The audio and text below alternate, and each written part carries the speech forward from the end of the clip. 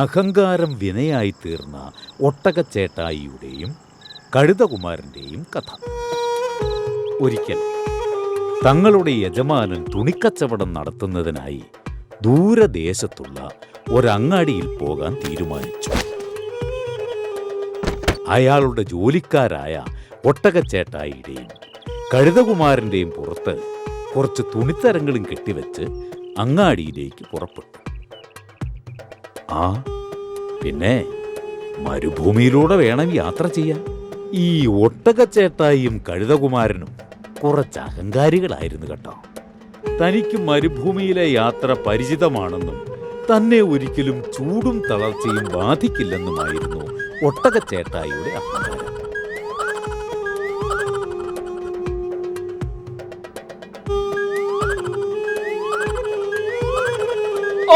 എനിക്കിതൊന്നും ഒരു പ്രശ്നമല്ല. ഈ മരുഭൂമിയിലൂടെ ഞാൻ വേണമെങ്കിൽ ഓടിക്കാണിക്കാം. എന്റെ അച്ഛനൊരു കുതിരയായിരുന്നു. അവർ അങ്ങനെ അങ്ങോട്ടും ഇങ്ങോട്ടും പൊങ്ങച്ചം പറഞ്ഞ് നടന്നു നീങ്ങി.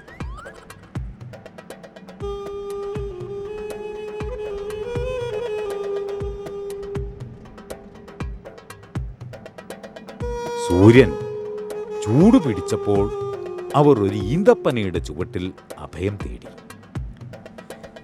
ഈന്തപ്പനയുടെ ചെറിയ തണലിൽ കയറി നിൽക്കുവാൻ അവർ മത്സരമായി.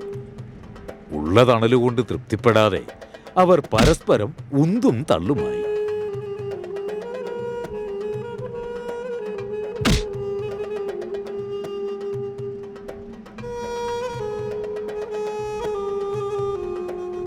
ഉച്ചയോടെ ചൂട് അസഹനീയമായി. ഒട്ടകം ചൂടിൽ ഒരുവിധം പിടിച്ചു നിന്നു. കഴുതകുമാരൻ തളർന്നുപോയി. ഞാൻ അപ്പോഴേ പറഞ്ഞതാ നിനക്ക് ചൂട് താങ്ങാനുള്ള ശക്തി ഉണ്ടാവില്ലെന്ന്. എന്തായിരുന്നു വീരവാദം?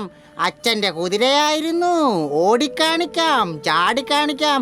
എന്നിട്ടിപ്പോ എന്തായി? ഒട്ടകച്ചേട്ടായി, എന്നെ രക്ഷിക്കണം. എന്റെ അച്ഛൻ കുതിരയായിരുന്നെങ്കിലും അമ്മ ഒരു കഴുതയായിരുന്നു. അനുഭവിച്ചോ അനുഭവിച്ചോ.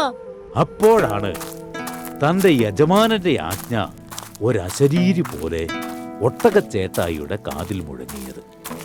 ഞാൻ അപ്പോഴേ വിചാരിച്ചതാ രണ്ടുപേരും കൂടി എല്ലാം തകിടം മറിക്കുമെന്ന്.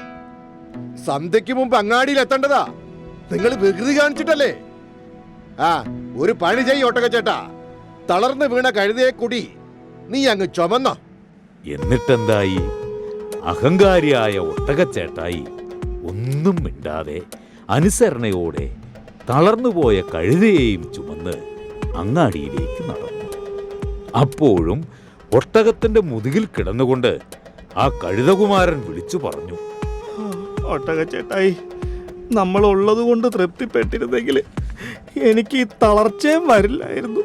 ചേട്ടായിക്ക് എന്നെ ചുമക്കേണ്ടി വരില്ലായിരുന്നു.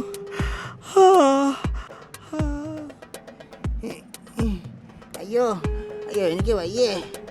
അയ്യോ. അതെ, അഹങ്കാരം കൊണ്ടുണ്ടായ വിനയാണ് നിങ്ങളിപ്പോൾ കേട്ട കഥ.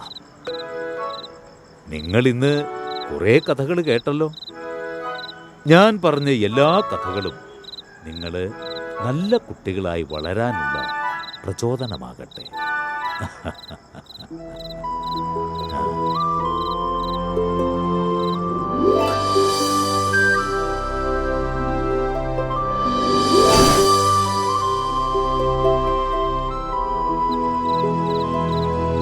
നിങ്ങളെപ്പോലെ തന്നെ എന്നെ ചൈനയിലെ ഏതോ കൂട്ടുകാരന്വേഷിക്കുന്നുണ്ട്.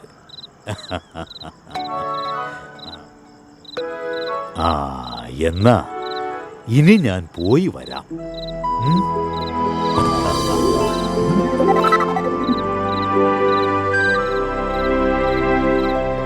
താങ്ക് യു അമ്മ.